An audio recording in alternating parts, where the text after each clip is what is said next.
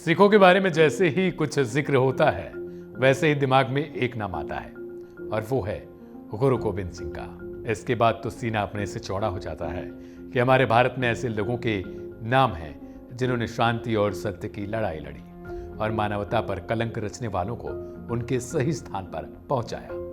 हम बात कर रहे हैं गुरु गोविंद सिंह जी की, एक कुशल योद्धा और लीडर जिनकी उम्र महज 42 साल। मुगलों से 14 बार युद्ध के मैदान में भिड़े और अंततः खालसा पंथ की स्थापना की और फिर गुरु ग्रंथ साहिब को गुरु घोषित किया। आपको उनके परिवार के बारे में जानना चाहिए, जिनके पिता शहीद, 4 बेटे भी शहीद, खुद भी शहीद हुए। इतनी कम उम्र में ही दर्जनों रचनाएं कर डाली। ये सारे इतिहास उन्हीं गुरु गोविंद सिंह जी की हैं। यूं तो आप सभी जानते होंगे कि गुरु गोविंद सिंह जी सिखों के 10वें गुरु थे। गुरु गोविंद सिंह जी का पूरा जीवन प्रेरणा से भरा हुआ है। उन्होंने त्याग और बलिदान की प्रतिमूर्ति माना जाता है। बता दें कि गुरु गोविंद सिंह जी 7 अक्टूबर 1708 को शहीद हो गए थे, लेकिन उनका इतिहास आज भी हमें ऊर्जा से भर देता है। हालांकि देखा जाए तो गुरु नानक देव से लेकर गुरु गोविंद सिंह जी तक सभी 10 गुरुओं की भूमिका अलग अलग रही है, लेकिन गुरु गोविंद सिंह जी की बात बिल्कुल अलग हटकर है। उन्हें अनेक कारणों से सबसे अलग देखा जाता है। गुरु गोविंद सिंह जी का पूरा जीवन ही प्रेरणा से भरा हुआ है। उनकी सबसे अच्छी बात यह थी कि वो विद्वानों की बहुत इज्जत करते थे। शायद यही कारण था कि उनके आसपास कवि, लेखक अक्सर रहा करते थे। रचनाओं की बात की जाए तो चंडी दरबार, जाप साहिब, खालसा महिमा, वंचित नाटक, जफरनामा जैसे अनेक महत्वपूर्ण ग्रंथ उनके द्वारा ही लिखी गई थी। उनकी काव्य रचना दशम ग्रंथ के नाम से जानी जाती है। सिखों के लिए आज भी यह ग्रंथ गुरु गोविंद सिंह जी का हुक्म माना जाता है। यानी सिखों के लिए गुरु गोविंद सिंह जी की वाणी ये पाते पत्थर की लकीर है।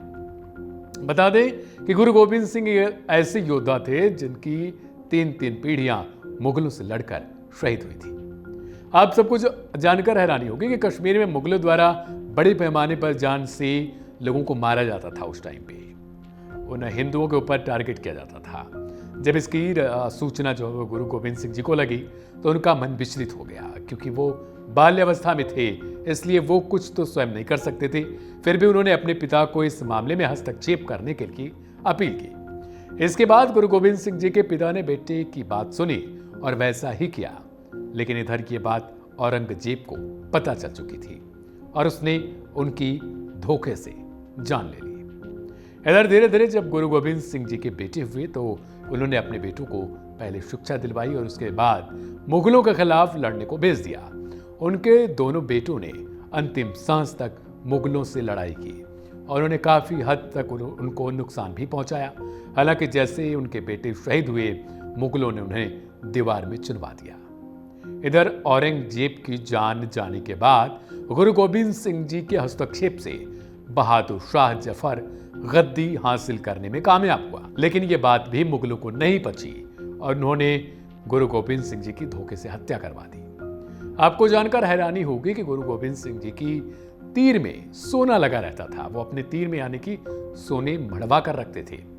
जब उनसे एक सवाल ये पूछा गया था तो उन्होंने इसका जवाब दिया था कि मैं तीर में इसलिए सोना लगवा कर रखता हूं ताकि अगर कोई मेरे तीर से निशाना लगे और वो इंसान घायल हो जाए तो कम से कम उसके इलाज के लिए वो सोना काम आ सके। इसके अलावा वो ये भी कहते थे कि अगर कोई इसके अलावा मर भी जाता है तो भी कम से कम उसके परिवार वालों के लिए उसकी अंतिम यात्रा या उसका अंतिम सफर तय करवाने में, अंतिम कार्य करने में वो सोना मदद कर सकता है। कुछ ऐसे ही थे गुरु गोविंद सिंह।